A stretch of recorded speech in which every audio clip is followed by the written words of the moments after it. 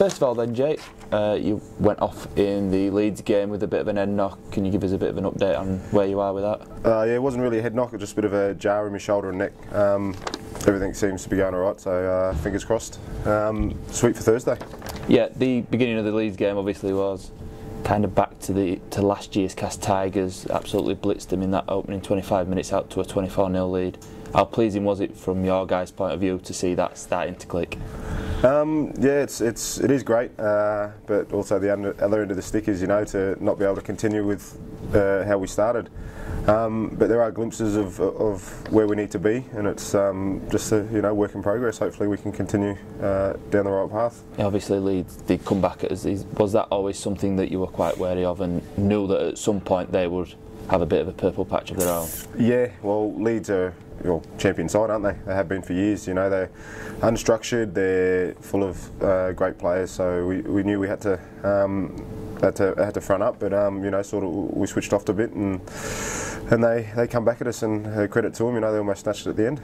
Yeah, great first half of the first half really, and then a bit of an indifferent second half. Obviously he's coming back. What was Pauli's message after the game? Yeah, not good enough really, which we knew. To let a lead slip like that against anyone isn't acceptable by our standards. So D's something that we've got to fix up this week, and especially against a side like Wakey. They throw the ball around like Leeds, if not probably a bit more. So it's sort of going to be a make-up this week for us. Personally then, how pleased have you been with your start to the season? Stop-start, isn't it? It's hard to get a bit of a flow. Not as consistent as I'd like to be, but it's something to build on. We're building as a team, and it's as long as I keep doing that, I think we'll be in good stead for sure. Last couple of years then for yourself seem to have played a couple of your best years of rugby. How happy are you here at Cass? Well, I think it speaks for itself really. My family's happy here. I've been injury free for a few years now, and it's starting to pay off for me. I'm getting a few good seasons under my belt, and I feel fresh. I feel excited. I'm happy.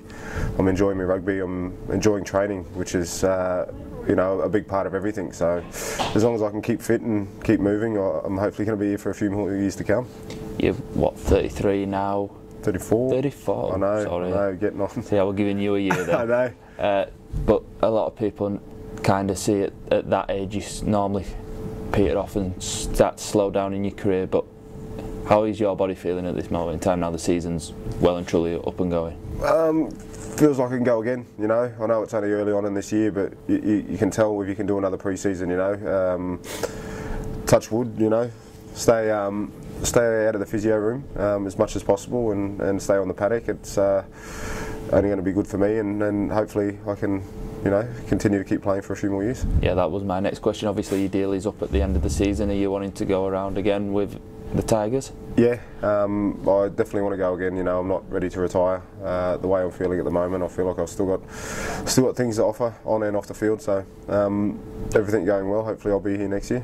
Obviously Thursday then begins the start of the Easter period. Obviously 2 games in a very short amount of time. What's it like as a player dealing with that very short turnaround? Just got to deal with it. It's hasn't changed for years. So we've got to deal with it as a club. You've got to deal with it individually. You know what's coming. Look after yourself. Save your chocolate to the week after. And it's every team's got the same task that we've got to overcome. So whoever can deal with it the best is going to come out on top after the Easter period. You spoke about Wakefield earlier, but obviously they're the first team we face obviously on Thursday night over at Bellevue. They're a team that's kind of really improved over the last couple of seasons. How impressed have you been with their dramatic improvement? Well, it speaks for itself really. They've I think they were in a relegation battle a few years ago, and then they're top 8. They're killing teams this year. They're there or thereabouts in every game that they've been playing in. So it's going to be a tough challenge for us for sure. We went there last year and underestimated them, and they held us to 0 in the first half. So they're going to be up for it for sure, and we're going to have a good week training and make sure that we turn up Thursday night at Easter. So after Thursday, it's back down here on Monday for Warrington. They've obviously recruited very heavily in the off-season. What sort of challenge are you expecting those to come at us with? Oh, it'll be just as tough as the Thursday one, you know, if not a bit tougher. 2 games close together, as you said. But, you know, we've got a good squad. I'm pretty sure that Powley will know exactly what he's doing with it, and we'll come down here and they'll bring their best foot forwards as well, you know. They're full of big aggressive players. They've got skill all over the park, so we're going to have to be on our game, especially at home.